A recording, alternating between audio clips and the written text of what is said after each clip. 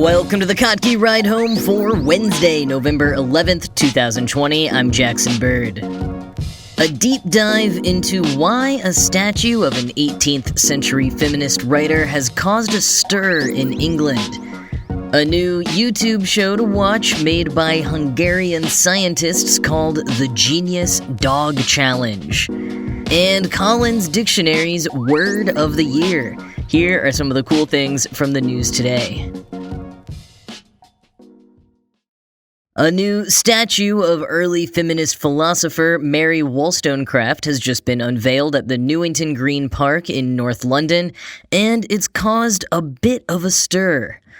In case you're unfamiliar, because that's part of the point of this statue is that many people are unfamiliar with her, Mary Wollstonecraft wrote the seminal A Vindication of the Rights of Women in 1792, a text which was fairly derided for some time, in part due to Wollstonecraft's maligned reputation, but was eventually welcomed as a founding text of feminism by suffragettes around the turn of the 20th century. For some, she's best known as being the mother of Mary Wollstonecraft Shelley, the author of Frankenstein. Unfortunately, the mother of sci-fi was not raised by the mother of feminism, because the elder Mary Wollstonecraft died in childbirth with baby Mary. Mary Wollstonecraft Shelley was raised by her similarly radical father, William Godwin, and would later marry poet Percy Bysshe Shelley. So Wollstonecraft made a huge impact on women and on feminism and is wholly deserving of a statue. So why is it a big enough deal that I'm bringing it up? Well, on the September 23rd episode of this show, I talked a bit about the lack of women's representation in statues in the United Kingdom.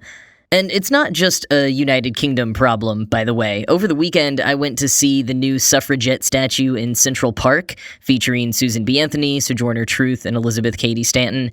New this year, it's the first statue in Central Park over the course of its 167-year history that features real named women. There are 29 statues in Central Park. Across New York City altogether, there are 150 statues honoring historical figures, and only 5 depict women. Across the whole United States, as of 2011, there were 5,200 public outdoor statues, but only 7% represented women. So, no, it's not just a problem in the United Kingdom, but returning to the United Kingdom, as I mentioned back in September, at least until 2017, Edinburgh specifically had more statues of animals than of women. And quoting a 2018 report from BBC's Reality Check, of the 828 statues recorded in the UK, 174 of them were female, around 1 in 5.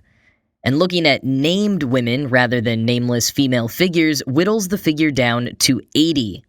Even among the 80 female figures with names, 15 are mythical or fictional. Fictional men were more likely to be soldiers on war memorials, while many female figures were nudes and nymphs." End quote. And that is important, because here's what I haven't told you about this statue of Mary Wollstonecraft yet. The statue consists mostly of some sort of silvery, abstract, wave-like substance rising up, and sitting at the very top, representing about 1/10 of the overall surface area of the statue, is a small, fully nude woman.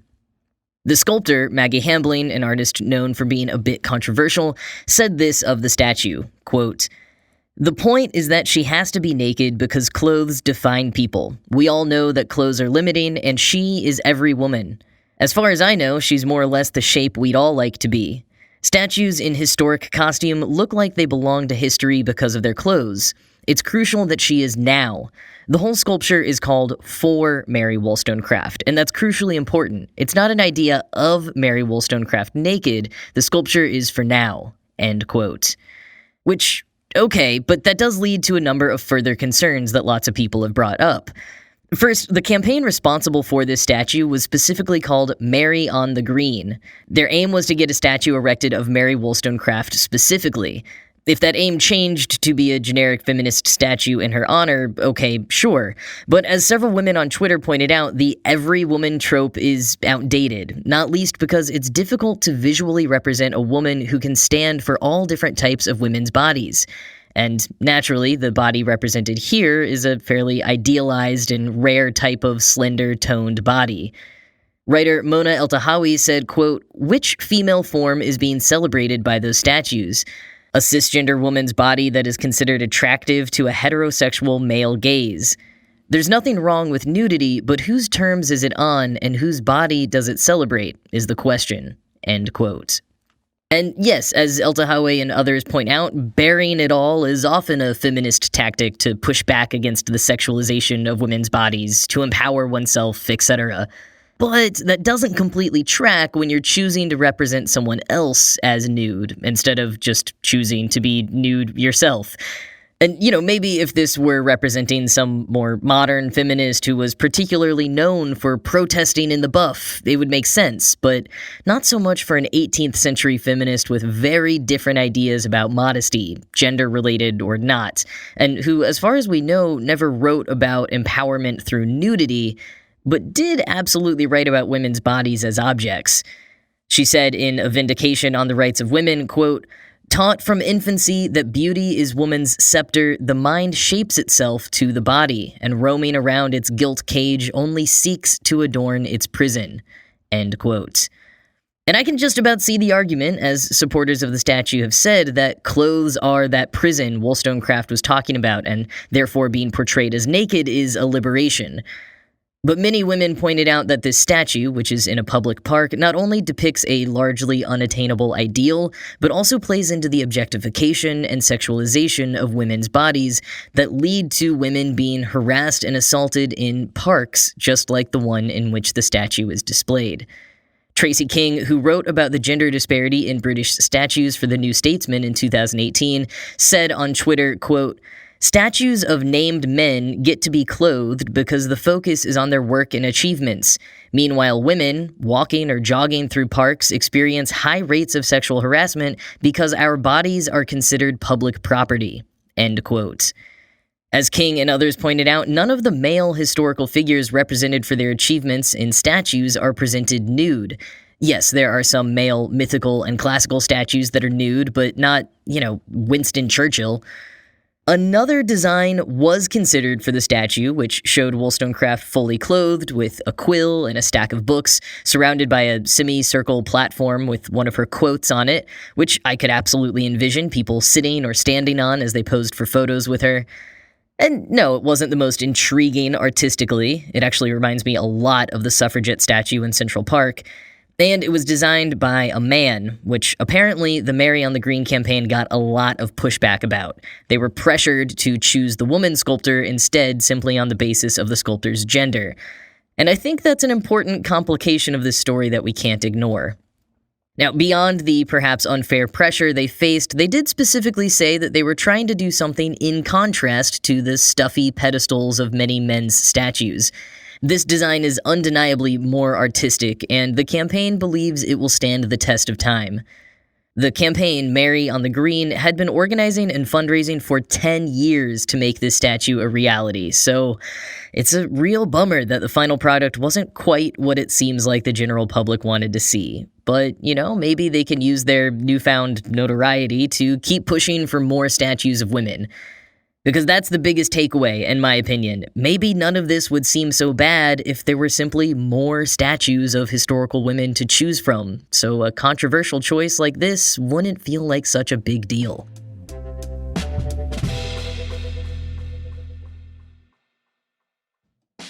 When you've had the same car, homeowner, or renter's insurance for years, you kind of get trapped into paying your premiums and not thinking about it, which makes it really easy to overpay and not even realize it.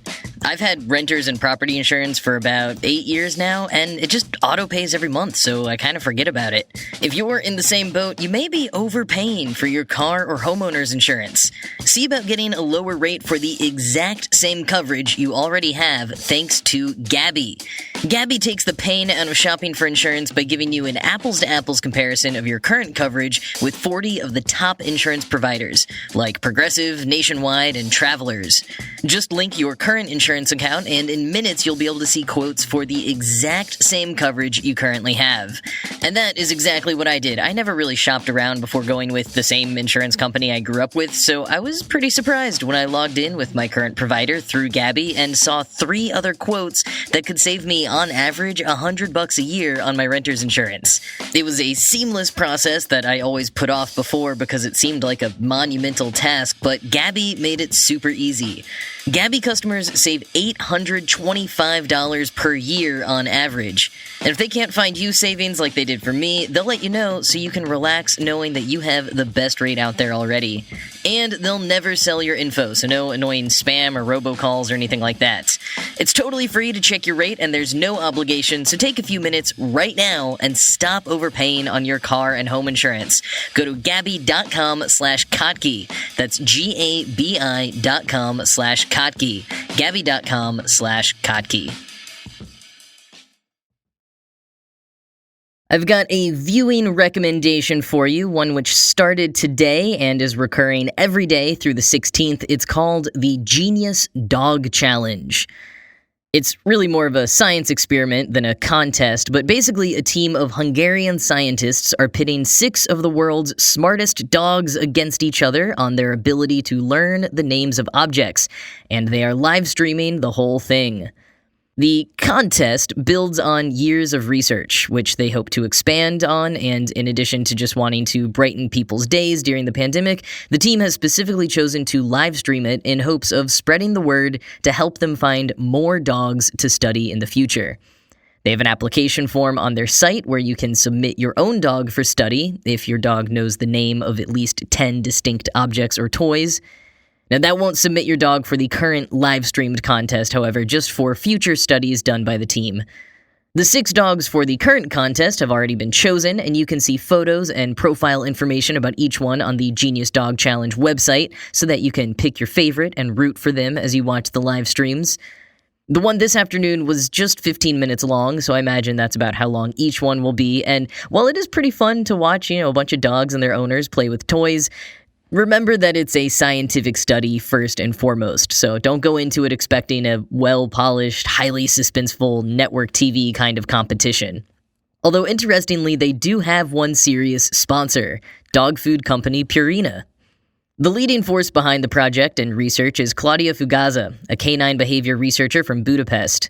Quoting the New York Times, Dr. Fugaza became interested in this ability after running tests on Whiskey, a border collie in Norway, who has now learned more than 100 names of toys without any special training.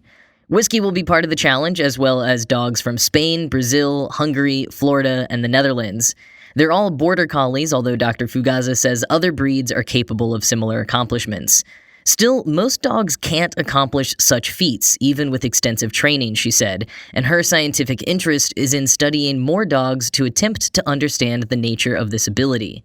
Even in humans, she said, genius is poorly understood, and its origins controversial, but in animals, it's not been recognized at all. We don't know the origins of this exceptional performance, and we think dogs are an extremely good model for studying this, she said, end quote.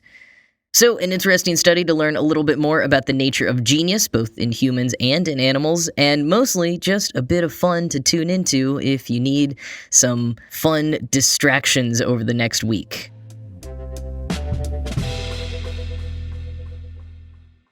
There are a lot of words and phrases in our common vocabulary that are either brand new or risen from niche obscurity this year.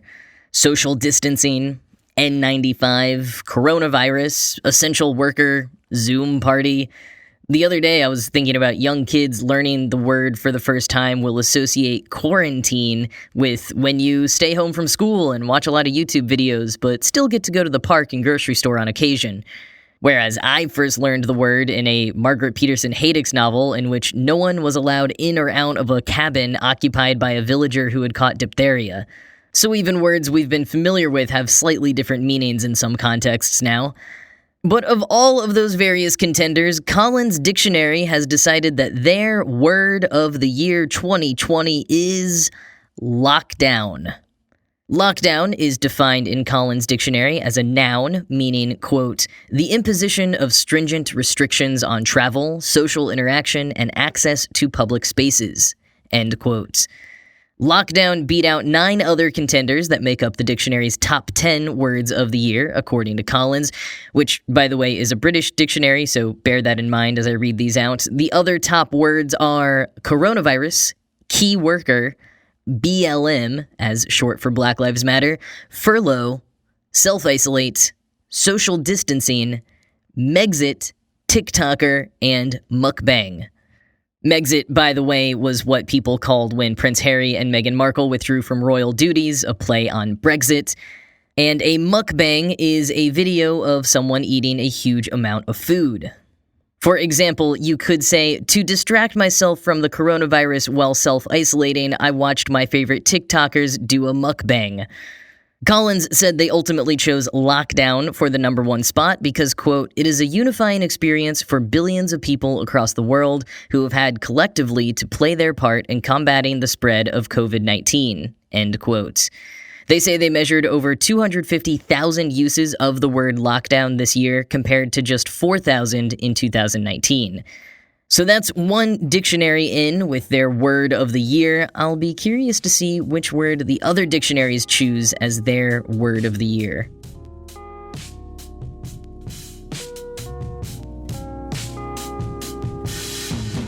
That is it for today. As always, this show was produced by Ride Home Media and Kottke.org. I am Jackson Bird, and I'm going to go start a bracket for some of those genius Hungarian dogs. I hope you have a good rest of your day, and I'll talk to you again tomorrow.